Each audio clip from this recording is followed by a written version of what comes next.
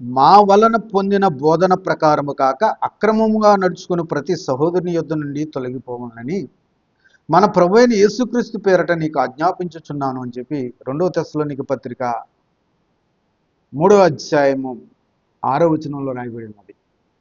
సహోదరుడే, కానీ లేఖనాన్ని అనుసరించి కనుక అతడు వ్యవహరించకపోతే ఆయన దేవుని వలన వచ్చిన బోధ ప్రకారము కాక అక్రమంగా నడుచుకుని ప్రతి సహోదరుడి దగ్గర నుంచి కూడా తొలగిపోవాలని ప్రభు అయిన యేసుక్రీస్తు పేరట ఆజ్ఞాపిస్తున్నానని పౌలు గారు చెప్తున్నారు. మరి ఎందుకంటే ఇంకా అబద్ధాలు చెప్పే చోట, అబద్ధం జరిగే చోట, అబద్ధం బోధించే చోట, శరీరానుసారమైన క్రియలు జరిగించే చోట ఎందుకు నిలవబడి ఉన్నారు మీరు? ఇంకా ఎందుకు అందులోనే కొనసాగుతున్నారు? ఆ అక్రమ బోధ నుంచి ఎందుకు బయటకు రావడానికి ఇష్టపడట్లేదు? ఆ అక్రమ బోధను గుర్తించలేరా? చెప్పండి. అంటే అంటున్నారు, మా అమ్మాయి అనారోగ్యంగా ఉంటే ప్రార్థన చేశారు, మా అమ్మాయి అనారోగ్యంగా ఉంటే ధన సహాయం చేశారు, లేకపోతే సమాజం అంతా వచ్చి ప్రార్థన చేశారు, ఇలా చెప్తున్నారు. ఆ సమాజాన్ని ఎట్లా అండి విడిచిపెట్టేది అంటున్నారు. ఇక్కడ అక్రమము బోధకు లేఖనానుసారము కాని బోధ ఎక్కడైతే జరుగుతుందో అక్కడ మీరు ఎన్ని సహాయాలు పొందుకున్నా వారి పట్ల కృతజ్ఞత కలిగి ఉండండి, కాదంటలేదు. కానీ ఆ బోధలో లేకపోతే మాత్రం బయటికి రమ్మని చెప్తున్నారు. ఆ బోధ సత్యమైనది కాకపోతే కనుక బయటికి రమ్మని చెప్తున్నారు. ఆ సమాజం నుంచి బయటికి రమ్మని చెప్తున్నారు. ఆ సహోదరుడి దగ్గర నుంచి బయటికి రమ్మని చెప్తున్నారు. నేను కాదు, లేఖనమే. ఎందుకంటే సత్యాన్ని అనుసరించి నడవకపోతే రాజ్యం మనకి దక్కదు. రేపొద్దున అందరము ఆయన న్యాయపీఠం ఎదుట నిలవబడవలసిన అవసరం ఉంది. ఆ న్యాయపీఠం ఎదుట నిలబడినప్పుడు చేసిన క్రియ ఏంటి అని అడిగితే ప్రభు ప్రశ్నిస్తే ఏమని చెప్పగలుగుతాం?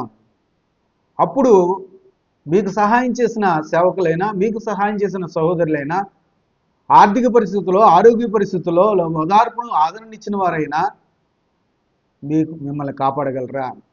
దేవుని న్యాయపీఠం ఎదుట మనం నిలవబడి లేఖనానుసారంగా జీవించలేదని ప్రభు ప్రశ్నిస్తే అప్పుడు ఈ ఆదుకున్న, లోక సంబంధంగా ఆదుకున్న వారు వచ్చి మిమ్మల్ని మీ ఆత్మకు రక్షణ కలగజేయగలరా? ప్రశ్నించుకుందాం ఒకసారి. లేదు కదా, రాలేరు కదా, చేయలేరు కదా. వారి పట్ల కృతజ్ఞత కలిగి ఉందాం. ఏ సహాయం చేశారో దానికి కృతజ్ఞత కలిగి ఉందాం, విధేయత చూపిద్దాం. కానీ లేఖనానికి మాత్రం విధేయత చూపించకపోతే, లేఖనానుసారమైన బోధ లేకపోతే అక్కడ ప్రతి సహోదరుడి దగ్గర నుంచి ఎక్కడైతే ప్రభు వలన పొందిన బోధ ప్రకారం కాక అక్రమంగా నడుచుకున్న ప్రతి చోటు నుంచి కూడా తొలగిపోమని చెప్తుంది లేఖనం. ఎందుకండి భయం? భయం ఎందుకు? మనల్ని రక్షించే వాడి దగ్గరికి వెళ్ళాలి, కానీ నరక ప్రాప్తం చేసే వాళ్ళ దగ్గరికి ఎందుకండి వెళ్ళడం? కదా, ఆలోచించుకుందాం. అసత్యపు బోధన కనబడదాం. అంత్య దినాలలో ఉన్నాం మనం. రాజ్యం మీదకి రాజ్యము, భూకంపాలు, కరువులు, రోగాలు, సమస్యలు జరుగుతున్నాయి. దేవుని రాకడ సమీపం అవుతుందా లేదా అనేది వెలుగు సంబంధులుగా గుర్తిందాం. ఎక్కడ ఉన్నాం మనం? ఈరోజే మన ప్రాణం అడిగితే షూర్ ఐఆ రెడీ అని చెప్పగలుగుతున్నామా?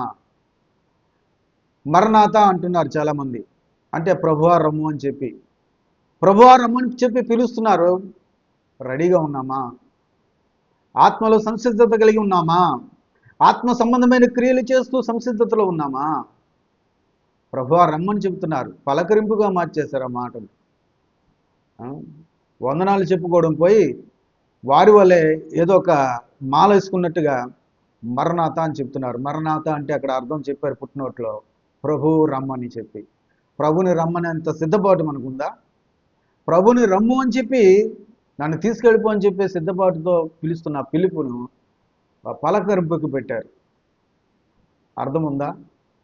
అడిగితే కోపం వస్తుంది. మా పాస్టర్ గారు చెప్పలేదండి, మా సమాజం చెప్పలేదండి అంటున్నారు. లేఖనం కావాలా, సమాజం కావాలా? లేఖనాన్ని బట్టి సమాజం ఉండాలి, సమాజాన్ని బట్టి లేఖనం కాదు.